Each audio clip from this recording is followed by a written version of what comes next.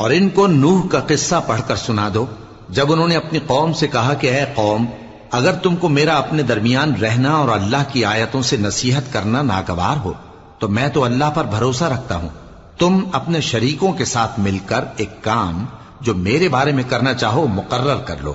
اور وہ تمہاری تمام جماعت کو معلوم ہو جائے اور کسی سے پوشیدہ نہ رہے، پھر وہ کام میرے خلاف کر گزرو اور مجھے مہلت نہ دو۔ اب اگر تم نے منہ پھیر لیا تو تم جانتے ہو کہ میں نے تم سے کچھ معاوضہ نہیں مانگا، میرا معاوضہ تو اللہ کے ذمے ہے،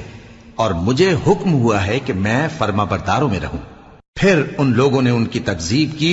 تو ہم نے ان کو اور جو لوگ ان کے ساتھ کشتی میں سوار تھے سب کو طوفان سے بچا لیا اور انہیں زمین میں خلیفہ بنا دیا، اور جن لوگوں نے ہماری آیتوں کو جھٹلایا ان کو غرق کر دیا۔ تو دیکھ لو کہ جو لوگ ڈرائے گئے تھے ان کا کیسا انجام ہوا۔ پھر نوح کے بعد ہم نے